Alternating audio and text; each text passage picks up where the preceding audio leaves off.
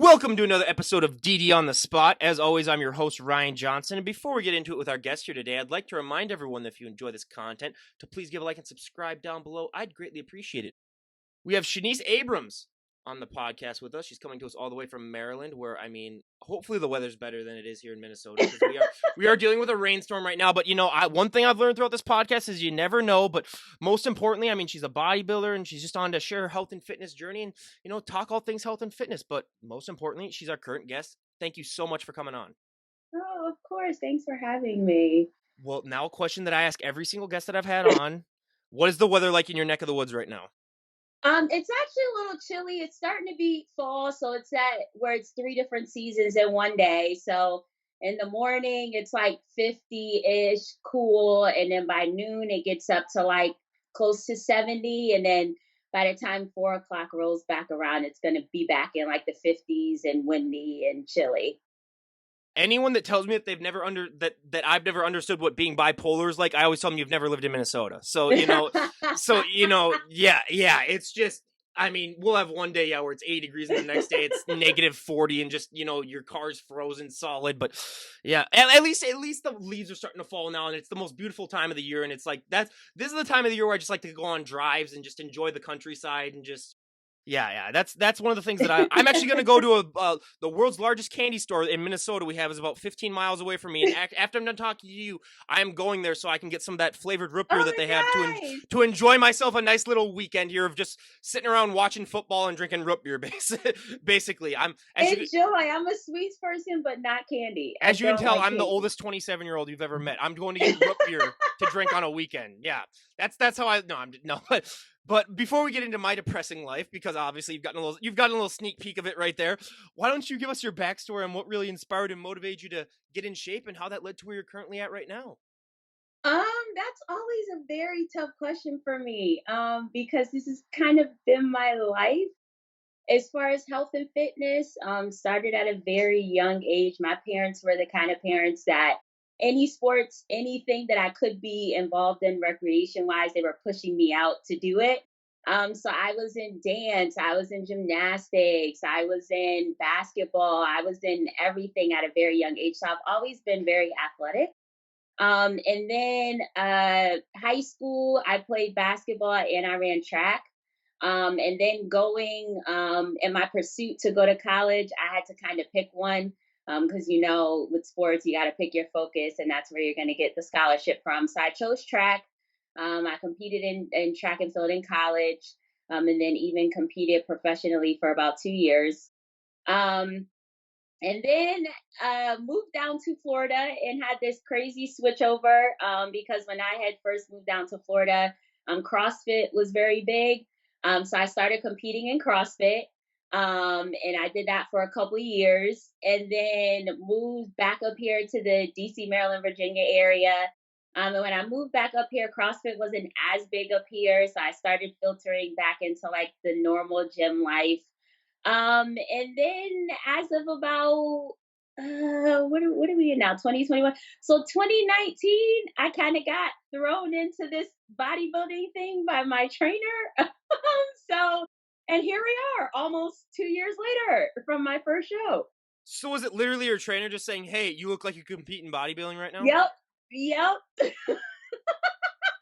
So I was very much against it. I was very much one of those naive people who, oh, bodybuilders, like the females prance around on stage and they lift all the time. And I was very naive, very naive. So my biggest thing was I didn't want to be in a suit on stage in heels walking in front of people.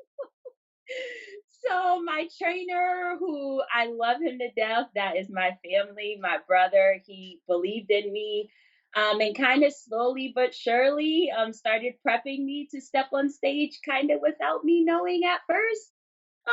And then was kind of like, hey, so there's a show out here in like 8 weeks. Like, let's do it for you. And I was like, wait, what? Like, yeah, I got your suit and everything ready for you. Let's go. Come on now. but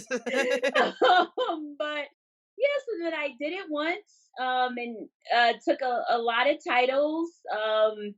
Got best presentation, won my class, won overall.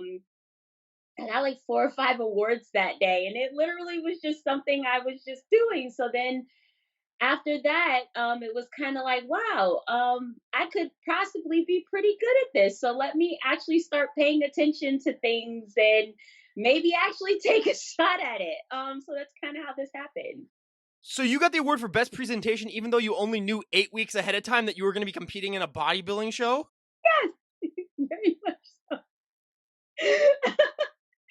That's why I said I'm probably not the best person to ask these questions because I Oh my kind of god, no, fell that's the into best this. answer ever. Are you kidding me? Because like the podcaster and me who's been interviewing, you're like my 400th bodybuilder who just heard people talk about how much they struggle with like the whole posing and the presentation. Just to hear someone say like, "Yeah, I won best presentation," even though my trainer didn't even tell me until about 8 weeks out that Oh, you know, like, "Hey, don't you get want to me go do this?" wrong. I did very much struggle with Yeah. posing. That was pre my amazing posing coach now, Sydney Gillen. Yep.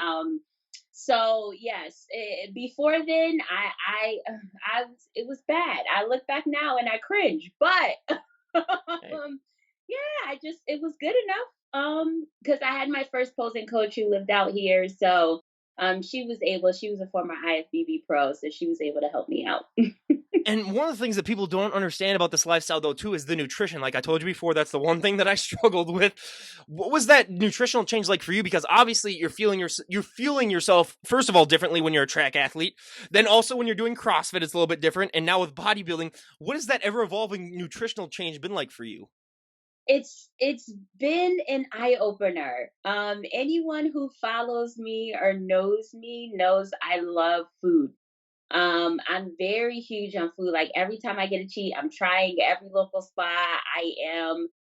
My cheat days, my cheat meals are like massive, but I love food. And you're right. Between track and field and CrossFit, it was very much carb, carb, carb, carb. And then you get to bodybuilding, and it's like, yeah, no, we're gonna cut those carbs down. So it was a drastic change, but my body apparently appreciated it. But it was tough at first. I will say now, with Sydney being my mentor, kind of adapting it as a lifestyle and not really in prep versus out of prep. Because there are some people who will be very specific in prep, and then once they get out of prep, kind of just go all different ways. And I've kind of been able to this year make it kind of a year round thing. And much more of a lifestyle, which has kind of worked out better and made prep easier for me. Which is nice because yeah, we have heard those stories about the people that put on like 40 pounds like a week after their show just because they're like, yeah, I can finally have my pumpkin pie now. Which I mean, that's gonna be another thing that I buy at that candy store because I'm in a pumpkin pie flavor. I mean, my body, I'm just ready to get in that like 10, 15 pounds of winter weight, and I'm probably gonna do it a little bit early on this year.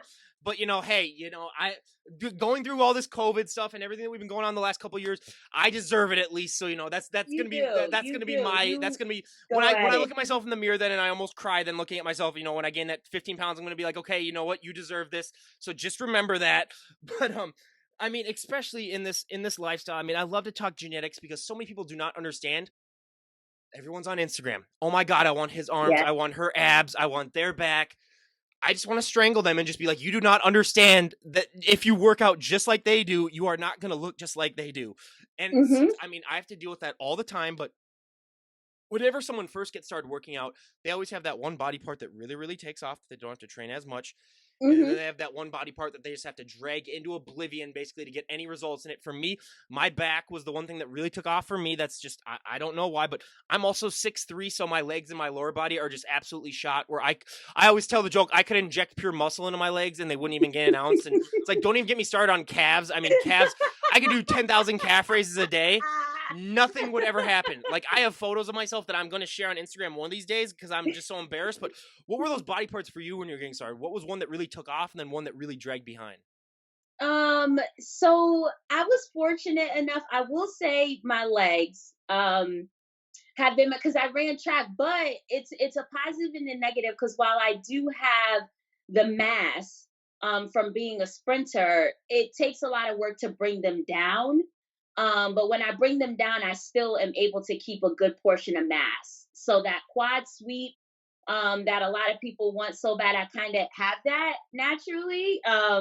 from track, all those years of running. And then my back is also another thing. Like my back, the overall shape. I kind of just have had, even when I was, I won't say overweight, but pre bodybuilding era. I always had a very nice V taper. And my trainer was the first to see that. I paid no attention to it. Now I can look back and notice it. But prior to then, I had no idea that I had this beautiful shape underneath all of the fat.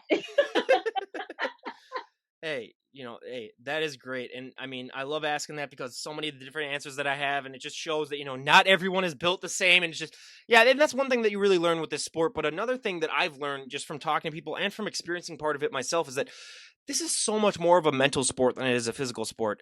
And people do not understand that just because when you walk in public, I mean, they'll notice the physical changes and say, oh my God, you look great. They won't notice that mental transformation though. What has this whole journey been like for you mentally? Because I've always told people, like, if you can compete in a prep and do a show, you can really accomplish anything in your life. So for me, that portion of it, being such an athlete, and I've always had very tough coaches. Like my college coach, my college track and field coach, Coach Neville Hodge, he was a former Olympian, and he drilled us. So I haven't had the issue as much. If I don't get, I'm very much hard on myself. So I'm very competitive. So not receiving a win or something, it just further fuels the fire for me. But I will say one of the biggest things for me has been anxiety. Like bodybuilding has really I'm still working on it, but helped me tame my anxiety a little bit. Because I don't like attention. I don't like being the center of attention. I don't like all eyes on me. Like I would rather be the producer sitting behind the camera making magic, nobody really knowing my name, versus being in front of the camera. So um that has kind of been a thing that I've been working on, like even to the point where I don't like to talk about what shows I'm doing or if I'm doing a show or what me and my coach or what me and my trainer talk about. Just because I feel like it brings more questions. So if I say I'm doing a show, then my close friends, well, how are you feeling? When's the show? Like we're weeks out, and that just puts more pressure on me and gives me more anxiety. So I will say the biggest thing has just been to work on my anxiety, and it's kind of been helpful.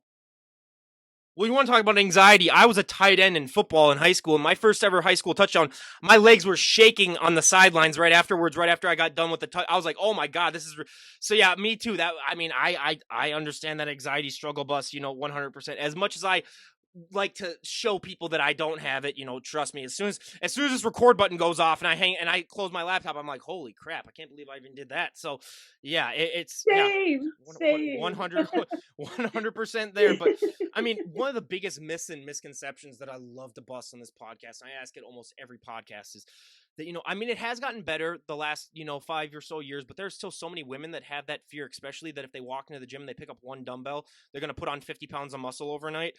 Which, I mean, first of all, if that ever did happen to you, I have my entire life savings in a bank trust that, I will give to you just to even train me once because, I am looking for that. And everybody's looking for that. But first of all, did you ever have that fear when you got started seriously working out?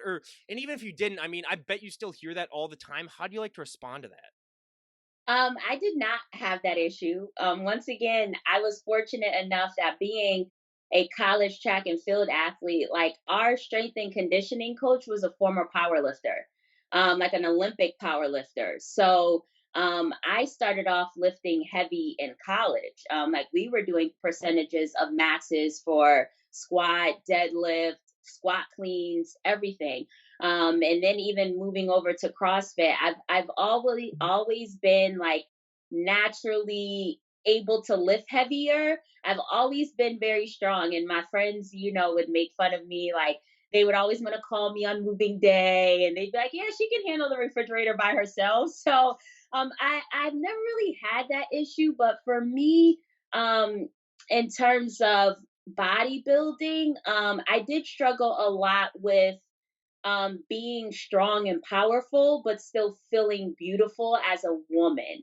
So I will say that that equated to a lot of it for me, and just how I've been dealing with it, because I still, it's to the point where a lot of times I don't wear things that show my shoulders or my body, because I get looks, I get stares, I get questions, I get so that's still a bit much for me. But when I do, when I am posed with things like, so do you lift heavy weight? Yeah, yes I do. No, And here's I'm you still gotta you gotta answer him. No, never touched a weight in my life. sometimes I do, to be funny. Like, if I get the question, "How long have you been training like that?" I'll be like, "Training like what? I woke up like this. What do you mean?" But no, I'm just very honest about it, and I just try to tell people as much as I can that lifting and being more in tune with my femininity has just it's just been very eye opening for me. Well, can I say you gave me moving day flashbacks just even talking about that? Because being 6'3", I'm gonna get asked to move your crap regardless of how big I am. Even my first day in college, I basically had to move everyone in my dorm room or in my floor's room Mhm. because we had a co-ed floor. So all the girls were asking me because I was the biggest guy there. They're like, "Oh, hey, you want to help me move this that stuff too?" So God, that was a nightmare. But even still to this day, I get friends who are now still just moving out of their parents' house, just moving into their own apartments. Hey Ryan, you want to come even next weekend? I got Mhm. I got one ahead of time. So, Mhm. oh my God. I just Yep, that's I know that. I know I that tell life. them as long as I you was treat me that to a dinner, friend. as long as you treat me to a dinner afterwards, I'll show up. That's my one part of my deal. It's like you gotta feed me at least. That's the only thing, that I'm really Well, now I have an excuse, because now I'm just like, oh, my trainer will kill me. Oh, my prep coach will kill me if I get hurt. that's So that's what if I was the person I'm responding like, oh, you think your trainer's gonna kill you if you don't show up over here? Are you kidding? No, that's yeah. That's one excuse that I do wish that I had. But one of the things that I mean, especially this lifestyle, I think impacts women so much more than it does men. It impacts men as well, though, is that confidence boost that working out gives you. I mean, we have heard hundreds of stories on this podcast of how it's impacted people's lives and helped them for the better. How has this whole journey for you really helped you out when it comes to just your average everyday life? Because I always say that's the one thing that you can take from the gym and use to impact every aspect of your life is that confidence boost. it's just helped me love my body more, and just be a little less insecure when it comes to my body. My friends make fun of me because I am not the type that will just initially put on a two-piece bathing suit. I just have always struggled with that. But now I'm getting a little more comfortable with wearing two pieces and showing off different parts of my body. And I can equate that to bodybuilding and just learning more about my body and seeing what I put it through, and what it can withstand just during prep has just made me so much more appreciative of it and loving it so much more, and definitely a confidence booster. Which again is another benefit of why I have not became like a huge massive bodybuilder is because I would be that guy who's just in short shorts literally All all the throughout the time. year, just posing in front of everyone, just being like, "Oh my god, yeah." So that's for the safety of the public. That's one of the reasons why I never really took things up a notch because I don't want to be that guy, but I would have to be forced to be that guy if the situation came. So I know my limits where I'm just like, hey, it's for everyone's better minus. But no, yeah, I get that. And what do your friends come back with? Wait, you can go up on stage in a bikini basically, and that you can't come into a pool in a Uh-huh. bikini? Yep, Yes. yep. hmm Hmm. One of my childhood friends, his name is Drew, that because I'm originally from Connecticut, and so he's one of my like lifelong childhood friends. He pulls my card on that all the time. He's like, "Wait, so you mean to tell me this is the same Shad that walks around in a bathing suit on stage, but you can't do it in real life?" And I'm like, "That's different." Yep. Yep. But yes, he does.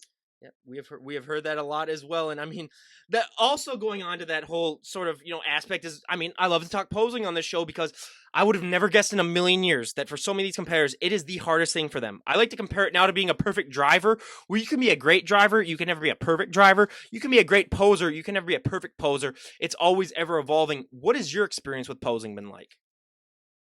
So like I said, the Miss Four, soon to be five-time Miss Figure Olympia Sydney is my posing coach, the best in the world. And so initially with her, it was very tough for me. Because like I said, for my first show, I had a different posing coach who by God, she gave me at least the blueprint, and I'm so happy for that because I have seen even now some women step on stage for the first time and just not really have an idea of even their mandatories. And so I will say she has been a godsend.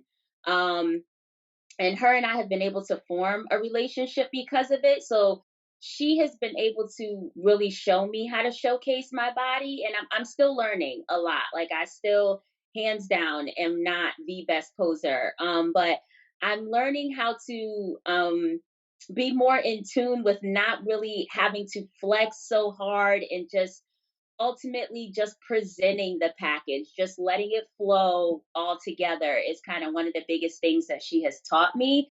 And so it has been a challenge, but I will say I have not had as much of a struggle as other people, because I will say that the dancing side of me, like I'm a former dancer and dance teacher, so that has helped me a little bit, I feel, but I still by no means am no expert with it at all. But I have been blessed to have her by my side, and she's helped me a ton. Well, and especially with the one thing that I think people don't understand impacts with the posing so much is that you got to be in that flex state for such a long period of time, and so many people just don't understand the conditioning that entails. Was that a struggle for you, sort of, to figure out that condition? Because even though I know that, like, you're a college athlete and you basically you ran Olympic, I mean, you ran track for you should have that but I mean, so many people don't realize, even if you are that condition of an athlete ahead of time, just being able to stay in that flex state for that long a period of time, it takes so much practice. Oh, it does. But I, once again, I will say, Sydney, your first posing session, every posing session with her, the last 10 minutes or so of the posing session, she just makes you hold your poses for a minute long. So she does that. And the first time I did it with her, it was another workout. Like I was sweating bullets.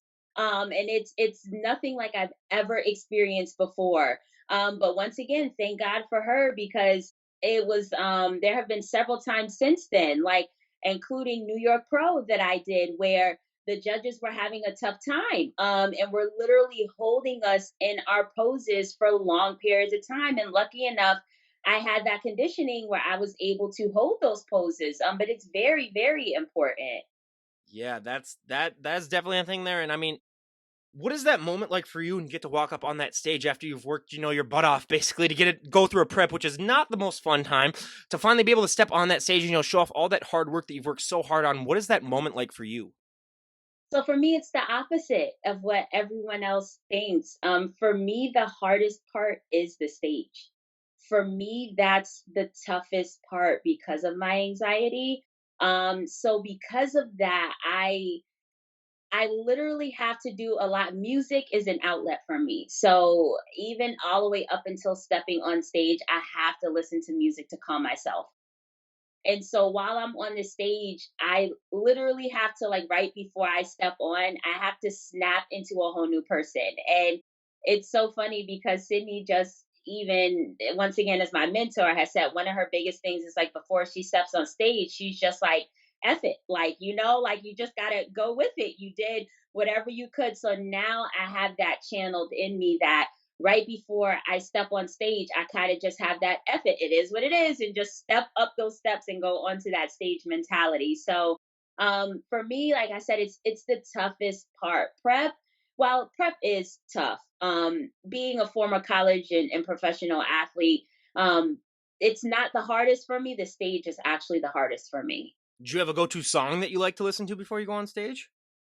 Well, I will say Janet Jackson Ooh. is my girl. Beyonce always gets me hype. Well, you got to get your Sasha Fierce on before you go up on stage, basically. So, yeah. And then I'm definitely reggae, soca, very much into that. And then gospel as well. Like my music taste is all over the place, but I literally have all of those in rotation the day of a show.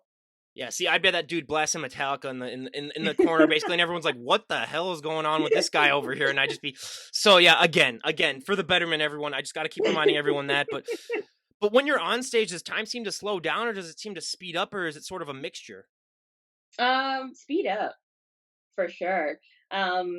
It's, you've done all this practicing and all this work to be on stage for all of 10 seconds. And then it's like, oh wow, like it's over. Like Did you all of did you that. ever feel like at first when you're like, I did all of that just for this? Do you ever have that feeling sometimes? No, Yeah. because I'm a sprinter. So you do all of that work for a 11 or 12-second race or a 21, 22-second race. So no, I don't really think of it like that. And I will equate it to just being a sprinter. Meanwhile, I'm on the baseball mound for like 3 hours, and I'm like, "Oh my god, this is so dang. I got to face 27 of these guys. Jesus, come on now!" But no, yeah. So that's another thing too that add for me at least added even more respect to me is like they do more work than I have ever done in my entire life for any of the sports that I ever competed in, just to be on stage for what like a minute sometimes at most, and it's just like that is just the most wild thing for me. But now this is my favorite question to ask: what is your go-to post-show meal? Oh, it changes. Like I said, I'm one of those people who, depending on where the show is, like 2 to 3 months out, like if I once I know what the show is, I'm already planning my post show treats, and I like to go somewhere that I can get a variety of things.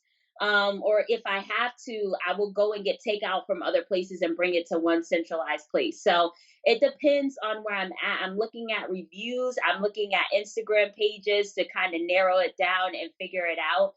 Because after a show, I only get about 24 hours, if that.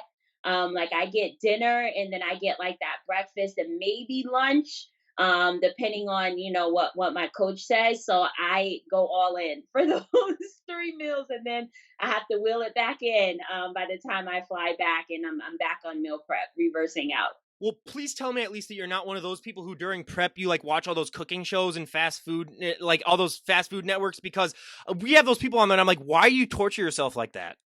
For me, it's not torture. Oh It's my god, not like what I would is it? punch through my TV first of all if I ever had to do that. Are you kidding me? So like if you have a love of food, like one of my dear friends in the business, Jordan Hall, he's like my twin. We call each other because one of the ways that we initially connected is like the day before a show. You're like, women are on like complete bed rest because we need to prop our legs up and just hang out. We watch cooking show. We watch the Food Network all day. Like my TV doesn't really change from the Food Network the day before a show, and I loved it. He's the same way. I love to watch it because I'm getting prepared for all of this food that I'm getting ready to eat. So it's kind of the opposite for me. I love it. I love to watch it. Well, I will say now that it's October 1st, my favorite time of the year when they do the Halloween Wars, when they have the Bake Off and they do the Hall. It's my favorite time of the year. So yes, I will be watching that myself. But unfortunately, like I said, I don't have that willpower. So I'll be the guy like calling the show and be like, "Can I buy some of those cakes that they make or whatever like that? Like, before you throw them out, just send them to Bloomington, Minnesota. Basically, here's my address. Just send it all over here. I'll pay whatever you want." But yeah, so unfortunately, that's the case here with me. But I mean, I'm gonna be completely honest with you. I hate cardio more than life itself. To me, I'm just one of those people where, and when I say cardio, I mean like running. Like I can go for walks, like I do all the time. But I've even told people that I know the only time you're ever gonna see me run is if you got to be chasing me with a knife. Basically, that's like the only time you're ever gonna get me running. But being that you are a former track athlete, what is your relationship with cardio like now? Because unfortunately, also when you do become a bodybuilder, you sort of have to sign a deal with the devil when it comes to cardio. I don't mind cardio. I can do it. I don't want to say all day, but cardio, I do not mind. I guess maybe it's the former one, but I was a sprinter, which is a little different. I was not running long distances, but I will say COVID kind of got me into that aspect, seeing as though I couldn't get to a gym. So I took up running. So during the early portions of COVID, when everything was like shut down, I was running almost 13 to 15 miles a week. Because I needed to get out. I needed to do something. And so I wasn't in prep per se, but I literally was running 2 to 3 miles a day. And I'm still able to do that. A lot of times, like sometimes if I feel the need to go pound the pavement, as we call it, I'll do it for a good 3 to 4 miles, 2 to 3 miles. So cardio is not an issue for me. Meanwhile, I'm the guy who I've always wanted to do this to like at the end of a marathon run. I want to be the guy with a sign that just says you didn't need to do this. Basically, as people were like crossing the finish line and just for me, but no, hey, more respect to people because I do understand that. I'm just one of those people where my thoughts, I just have such a bad type of ADD that like when I'm alone with my thoughts, it's not a fun time. Like, cause like I can't even concentrate on like what to, so like, and when you're running and even when you're out doing walking, like I have to have music so loud and so into me that like I can't even really think about Mhm. other things because Mhm. otherwise I'm just like, oh my God, like what the, I just can't even focus on anything. So Mhm. that's probably for me why I think I've got it bolted down a little bit to that. I'm not sure. Maybe I'll have to get a psychologist on here and she'll have to, spend 10 hours just diagnosing me with something because God knows what that is. But I mean, the most important thing in this journey that I would have never guessed in a million years, but now obviously it's the most important thing, is sleep. And for anyone that disagrees with me on that, I always tell them pull an all-nighter and then go and try to work out and tell me how that goes for you. What has your sleep schedule been like during all this? Because I mean, especially when you're on prep and when you're like getting closer to that show, sleep is so hard to find. Even though most people would be like, "Oh, you work your butt off, you should be able to sleep like a baby," basically, and then they don't realize there's a point in someone's life where you can get so tired that you can't sleep. Mhm. Well, I'm once again, my friends make fun of me, but I'm pretty good about getting my sleep. I am one of those people who like I can go like an energizer bunny, but when I crash, I crash. I set a bedtime every night. Majority of the time, I'm at least I force myself to be in bed by 9:30. And I'm at least sleep by 10:30. And so I kind of force myself to do that. So it's to the point where it kind of backfires because even when I want to hang out on the weekend, my body's just so used to. So like it's kind of like I'll be going, and then my friends will turn to me and I'm like half asleep in the corner and they'll look at the time and they'll be like, yeah, it's 10 o'clock. It's, Shanice's grandma over here. So I don't really have an issue with that. If anything, closer to show day, my anxiety might keep me from falling asleep as fast, but I just have to force myself to go to bed a little earlier because I know it might take me about an hour to fall asleep. So I'm pretty good with sleep. I get at least 6 to 7 hours every night. Yeah, I was in bed by 3 a.m. this last morning, so I'm a little bit different than you. I'd like to say. I mean, I'm a little bit more of a night owl, as you'd like to. I mean, but then again, I used to work nights too, so that's it. Kind of just like it just Mm. kind of stuck with me though. But like, yeah, I was up at like 11, and then I got your message, and I was like, oh, okay, yeah, I still can go have some breakfast before I get this podcast ready and everything like that. But yeah, so that's me at least, and that's what I've always found funny with some of these bodybuilders. I mean, they're getting up the time that I'm going to sleep, but it's not always that late, but I mean sometimes, especially on the weekends, it'll be closer to that. But yeah, that darn sleep. I mean, I tell you, but I mean, along with this whole journey too, I mean, what advice would you have for anyone who's thinking about giving bodybuilding a try? Just because there's so much misinformation about this sport, what advice would you like to give someone just to kind of set them on the right track? No pun Um, intended. build a team. I have a solid team around me, and your first step would be to find a coach. That is major. Like I can't say enough that I've been blessed and lucky enough to um kind of start off with amazing people in my corner. Like started off with my trainer, and then next I got my prep coach who is Damien Segovia from Pro Physique. And so who's also Sydney's prep coach. And Julia from out here, who she's the one who inadvertently introduced me to Damien, just seeing her body. And then Sydney. So I have a real solid team around me. And then my team overall, Pro Physique, top sending 9 Olympians, this year to the stage.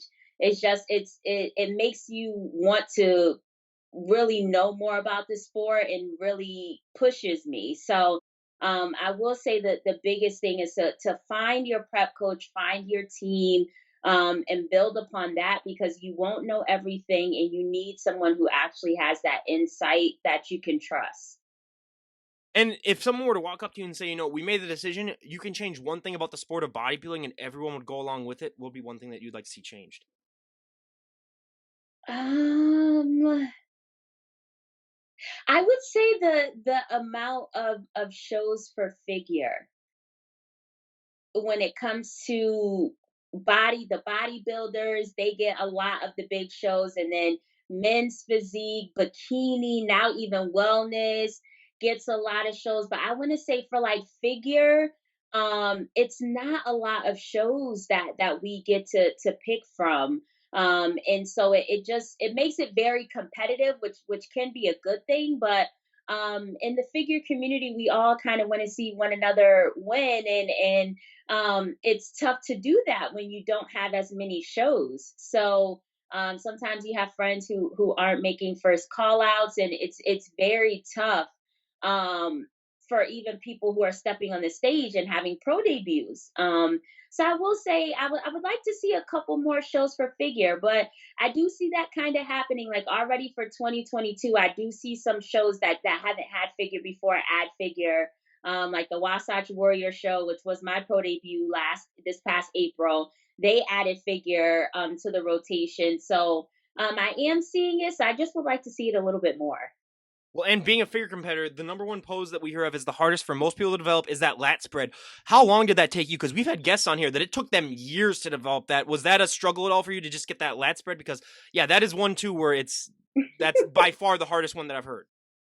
Actually not. I'm blessed enough to have some amazing lats, so I really don't have to do much of a lat spread. I will say the most challenging thing for me is always my side pose.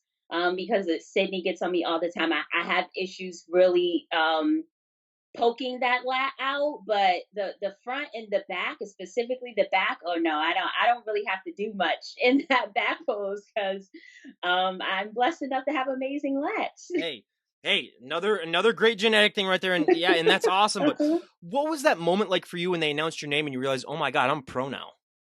uh, it was I don't even know how to describe the feeling. Um, it was something because I went pro on my third show ever. And so for me, like my second show ever was Junior USA's. And I stepping on because it was my second show ever, stepping on stage, I got my butt whooped at the national level. And that was in August of 2020.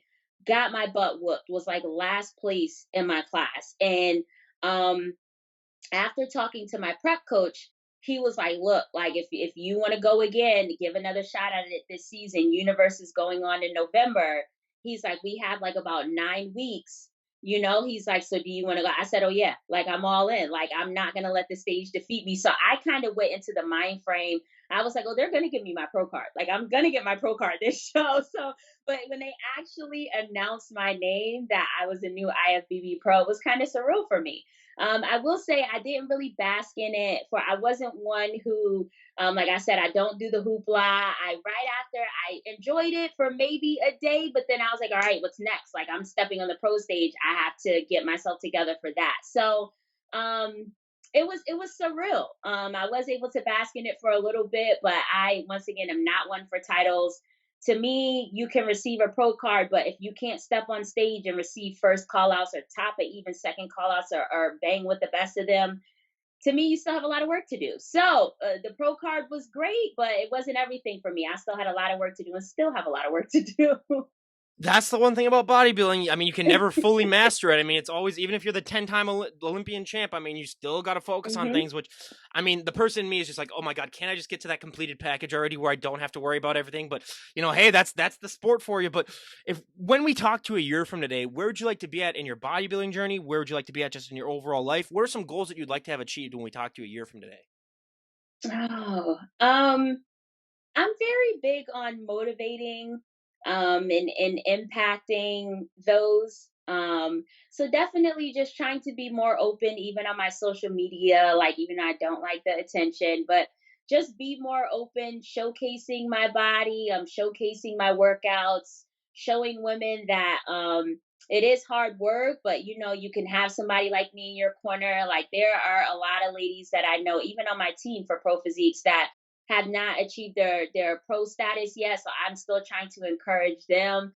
So I want to continue to motivate those getting into this sport. And then my trainer and my prep coach and even Sid would, be on me if I didn't mention I would like to get on that O stage. I really would. I think that's everyone's goal. So I'm really hoping to get on that O stage in the next year. We'll see. But yeah, that would be those are my two biggest things. Oh, absolutely. I mean, that's yeah, that should be really anyone's really goal to have. But lastly, is there anyone that you'd like to give a shout out to before we wrap things up? My team. I would just like to devote those around me. They have no idea how much they motivate me and believe in me even more than I believe in myself. Like everyone at my gym, my 8 a.m. workout crew, my Oh God. trainer. Yes, I lift in the morning. I'm a morning lifter. So yes. My 8 a.m. crew, they keep me going with the last, my trainer, who is my family. I love him to death. My prep coach, Sydney, who I said is my mentor and a good friend of mine now.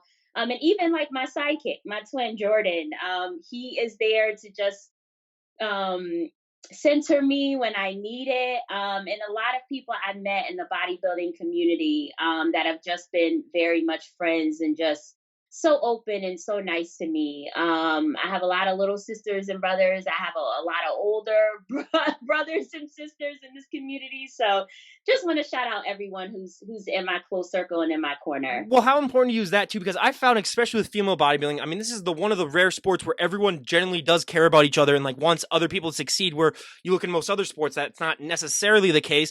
How Mhm. important is that to you? Just knowing that like every time you step on stage, there's so many people that have your back. Oh, it's huge for me.